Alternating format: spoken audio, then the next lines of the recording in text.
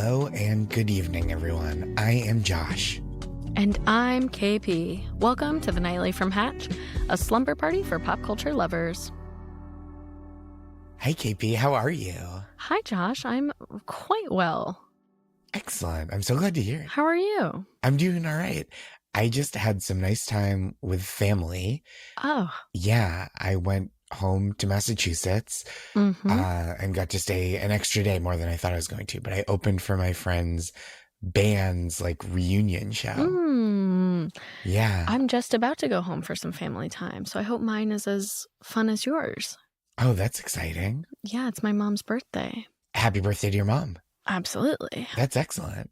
I'm looking forward to seeing the old restaurant that I used to work at. Apparently the bar just closed and it was turned into a speakeasy. Oh, interesting. So this restaurant is kind of near and dear to my heart as my first job that I had. And so I'm trying to go scope out what the new changes are, see if I approve. I feel like a speakeasy can go either way too, because sometimes I'm like, oh, this actually does have a cool vibe. And sometimes it's like, why are the bartenders dressed like Dick Tracy villains? I know. I really don't know what. I mean, truly, I'm from a small town. I can't imagine what we think we're doing with a speakeasy. Right. If you wanted to go somewhere to secretly drink, you would go to someone's personal basement or the woods. Yeah, I'm quite shocked at the choice. But there was a news video about it where it's we're closing down this beloved sports bar.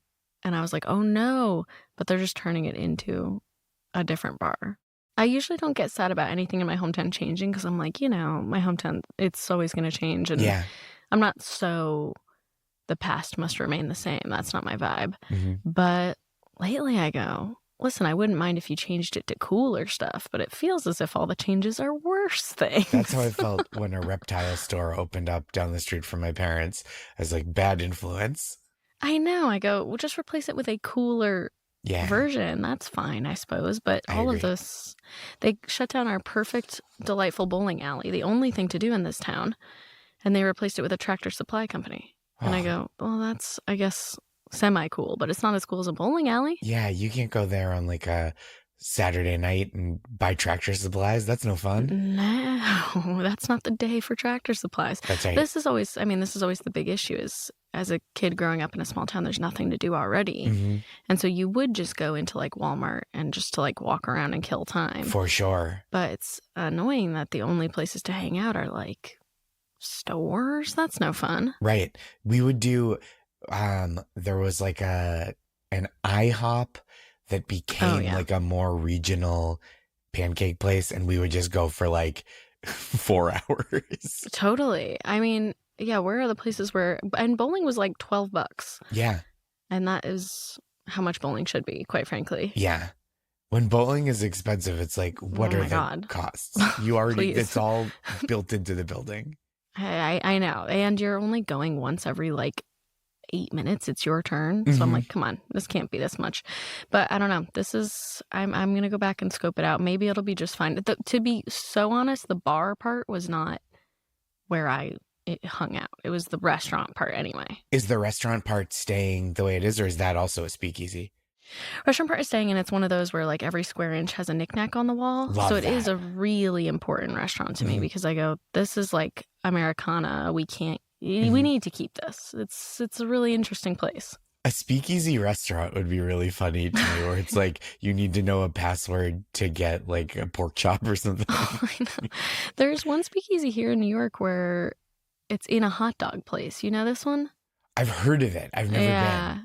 It's so interesting because it's an expensive bar in a very inexpensive hot dog place. So it's kind of fascinating. No middle class for this one. Yeah. Yep. That's really funny. Well, KP, tonight we are going to help each other fix some small life problems. Life problems like they've turned my beloved restaurant into a speakeasy. Oh, yeah? Then this segment is called Hack Me If You Can.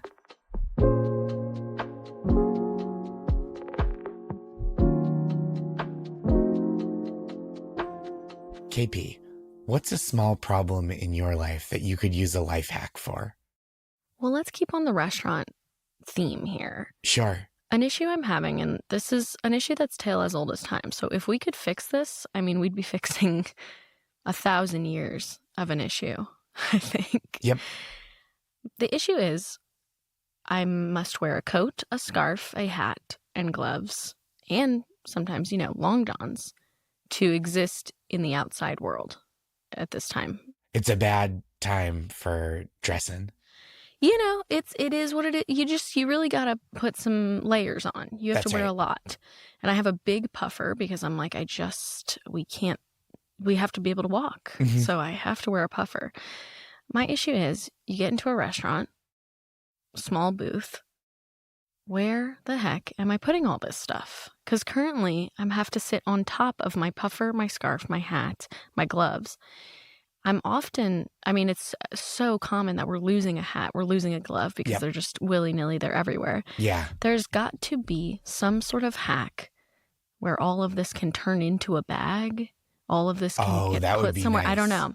This is where you help. So this is just my starting point here. Yes, this is the jumping off point. The issue I need hacking is I don't want to sit on my crumpled up coat and hat and scarf and take off 18 layers and not know where to put them. I know this feeling so well. Yeah. Okay.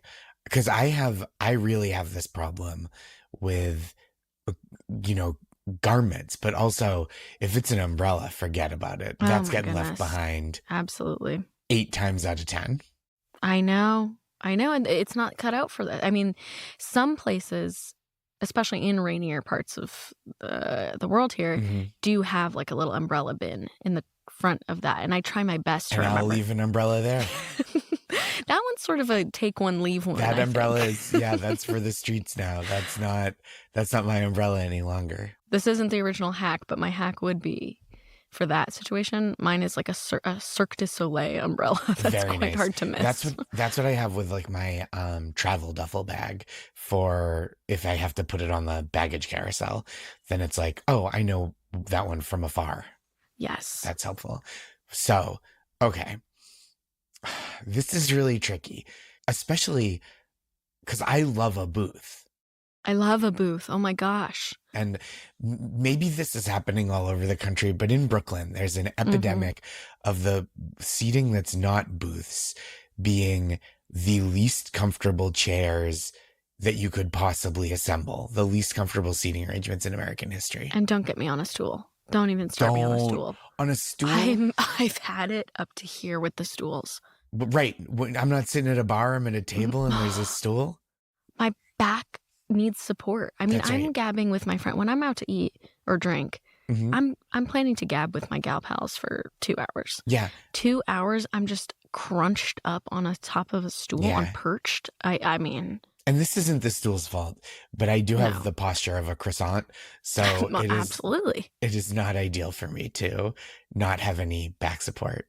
No, it's really bad. And then that is even worse with finding a spot for your coat. I mean, the stools, your coat and your purse are floating. Yeah. So there's nowhere. So I think some of it is having your winter going out places scouted for hooks. Absolutely. Because there's some places have coat hooks kind of on the stanchions that support the booths. Which That's I like. Nice. Love that. Some places have those under the bar hooks too, which is also so nice for especially a purse. I think sometimes a jacket kind of drags. That's what I'm saying. Yeah, I don't mind. If you're going to give me something, I'm happier than nothing. Yeah. But with those under the bar hooks, everybody's wet shoes are down there. Yep. It's just not, and it's like kind of in my way. If you put the hook right in front of my legs, I can't stretch out. I don't know. That one's not my favorite, but it's better than nothing. Yep. I agree. I think scouting for hooks is helpful. Like going places that you'll be comfortable. Cause that does, I'm such a comfort first person. Like I'll go to a place that's like expensive bad food if I'm like, the chairs are nice though. Yes. I like a vibe and the vibe must be comfy. Yeah. I like a brighter bar too. I think we're getting too dark. This is all in my comfort thing is and my probably old age here is every bar is a little too loud, every bar is a little too dark. Loud and dark is a bad combination. They're It's just like, everywhere. oh, you're in the vampire nightclub from Blade. And it makes everything feel like a date, I've noticed. Because I was inviting just some like platonic friends out, and I was like, oh yeah, here, you can meet me here. I go in and it looks like I'm trying to seduce them. Yeah, totally. It's just red light. I had that with a friend recently, and even like the drinks had romantic names. Exactly. And I was just like, oh man.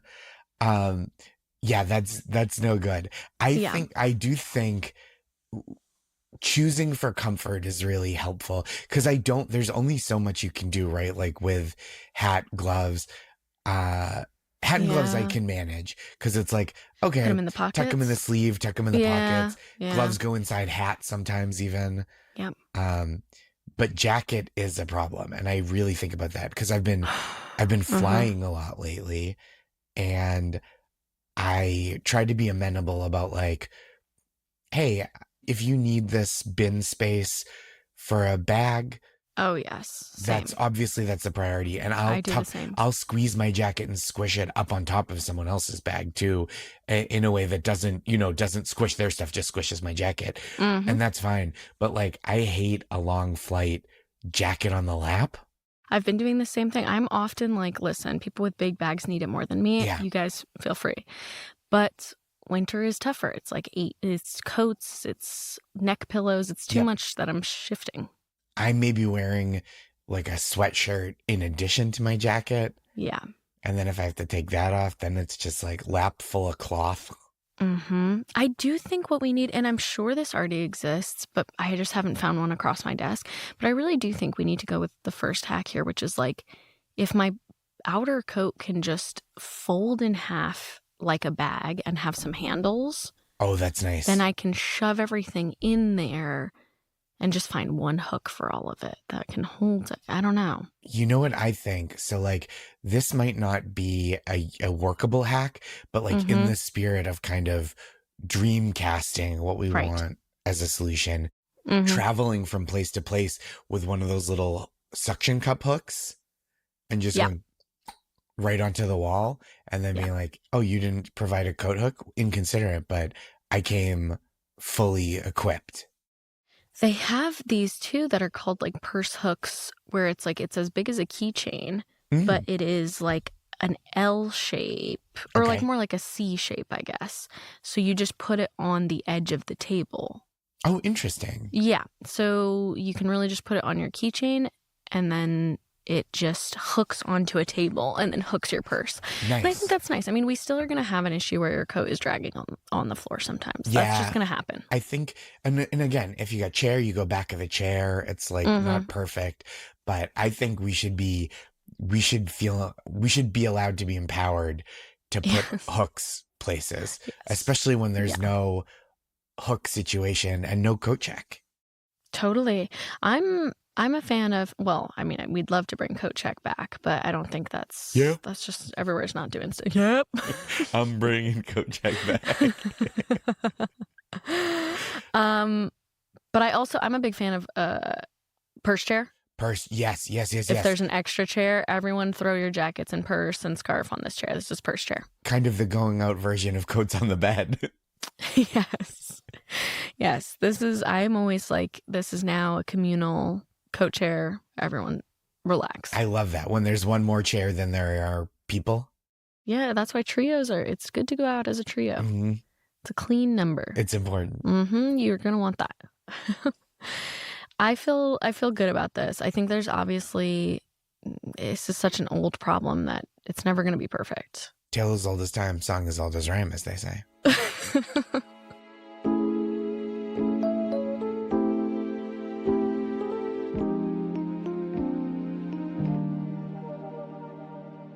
Is there time for like the quickest little last one that you can also... Okay, because there's just a few more tiny ones. My other small problem is the hard water that I currently have going on has rendered me fully useless in the hair department. Okay. Something so evil has occurred where it's as if I got like an anti-perm. There's a small bit of wave in my hair usually. I'm now exiting the shower with what feels like 4 hairs left in my head because the water pressure is insane in the shower, which I like. I love a heavy water pressure. I know. But I feel as if I'm like getting blasted backward. Like I think there's an outline at the back wall of the shower of me, just like a chalk outline of my body because it is so hard, this water filter. And my hair is just so straight and so flat. And so I'm giving myself like a trim almost every day because my hair keeps getting in my eyes because I'm like, is my hair really this long with how flat it is? Oh my gosh. And I worry that I'm going to get to good water again and I will have cut off 4 inches of hair when my hair recurls. When you have volume again? Yeah. So I guess this is just a hard water issue and I don't know if you have some thoughts on this. Yeah, what do you do for hard? Because, okay, I'm going to be honest. Cards on the table. I don't have a lot of solutions to hair-based problems. As I was coming out of my mouth, I go, well, maybe might be the creativity I need, though. Other people are going to be coming in with their own biases of their hair. I have one solution to having problems with your hair, which is to not have hair. But I don't know if that solution works for every person. I'm not against it. I'm getting closer to a point where I go, my goodness, what a headache. I'm looking up in our Hatch Almanac solutions to hard water. And it seems like there's water softening and filtration capabilities. Maybe there's another shower head you could get, even just for the month, that would do it. Yep. I was also thinking, I mean, I have where I'm staying, there is a Brita. I was like, now would it be insane to bring the Brita into the shower? And then Brita your hair. Would that be just wacky? Would it even help? Does a Brita even deal with hard water? Good question. So a lot of these solutions are like once it's out of the tap. I'm not seeing in the encyclopedia a lot of solutions for being blasted with rock hard water. That's just my own thing I have to deal with because I'm just I have to like cover some of the nozzle or something, which I never thought I'd say because I love a lot of pressure. Yeah. When it's in the hotel or you get something and it's just trickling out, I go, I'm in the shower for an hour. I hate trying to figure this out. Mm-hmm. I would never bother them about it, but the shower that I use when I visit my parents is like a little gentle in its water pressure and like nothing to be done about it. But I'm like, gosh, I got to get back to where there's a shower that feels like a bunch of tiny fists punching me all over. Totally. You just want like, half massager, half shower. That's right. Is it something where you could do a more frequent like dry shampoo? So I'm trying some of that. Here's an issue too is, it's been hopeless. My hair is like, I can't even recognize what's going on. Today I finally got it somewhere, but I think I'm trying to create humidity where there is none. Humidity does very good for my hair. Yeah. Humidity brings out a wave. Okay. And so I am trying to just now stay in the steam of the bathroom a little longer. Nice. Yeah. That's like what I do with shirts when they're a little wrinkly. Yes. This is what I'm trying to do. I'm trying to like wet my hands every so often and like just put it around my head. Just sort of like get like a misting fan. I'm just trying just to keep it wet. It sounds like you've got a lot of problem solving techniques at your disposal. None of them like quite smart, but I'm doing the best I can over here. But I did just get my photos taken. I was like, my photographer friend was having a nice deal. Yeah. Got my photos taken. I come back, I go, completely unusable. Oh no, hair wise? Yeah, unusable. I go, well, if I'm, that's not me. I don't know that girl. Yeah. I'm so sorry. I'm going to try the Brita. I'm going to bring a Brita into the shower with me. Okay, I'm picturing this. I like this solution, and I think it's really fascinating, and I can't wait to hear a report back for how it goes. Yeah, because I can't use, obviously, environmentally, I'm not going to be using bottled water. That's just not what's going to happen. Well, I was thinking sink water, but your way makes so much more sense. But it's the same hard water you would imagine, right? Right. Okay. I do think it's probably the same, but I was just picturing like you fill the Brita and then you bring it to the shower. But I was like, well, that probably won't be the right temperature. Yeah, no, I think I'm going to do in the beginning of the shower, fill it up. To hold my Brita above my head for a while. Or wait, hold on. I do have a hack for this. Please. Do it from the bath thing. The faucet at the bottom. Yeah, Perfect. Yeah. Yes. Okay, so I do feel like I've been a little helpful. Yes, you have. Otherwise, I'm going to, Connecticut and they have less hard water, so maybe I'll stock up on water. On showers. Yeah. Just I'll showering bottle 4 some times a day. like 10 mason jars of water in my bag as I'm clinking back on the Peter Pan bus. It's so heavy. It weighs like 50 pounds. Yes. The good stuff. I need that good water. It's like the opposite of what they make bagels from. Well, I know. Well, this is the thing, because the hard water does make the bagels very good, but makes my hair very bad. It's bad for hair. I guess what I'm learning is hair and bagels don't need the same things. No. Oh, no. This will be the last time I put chive cream cheese on my head. I bet that would give it a nice thickness. Oh, God. I know. I'm because I did also try, I was like, maybe I'll try a cheaper shampoo. Because I'm like, maybe the good shampoo I use is like slicking it up too much. Yeah. So I tried a really cheap 2-in-1 shampoo. Okay. That didn't work either? No. So it's the water. We gotta get creative. I will embarrassingly say, and this is like a real confession from me, for someone with, as you can visibly see, basically no hair, I do use expensive shampoo. I think that's great. It lasts forever. Yes. Well, do you wash if you have facial hair with a shampoo or with a face wash? With a shampoo. Okay. And sometimes double. I don't like avoid it with a face wash. Yeah. What will be. Especially in the shower, yeah. I do think that's good practice, because facial hair can be quite sharp, if not. You know, you gotta condition. You gotta use the good stuff. I'm trying to soften it. Okay. Well, I'm going to keep with the good shampoo. I'm really going to Brita. That's all I can think of at this moment. I cannot wait to hear how this goes.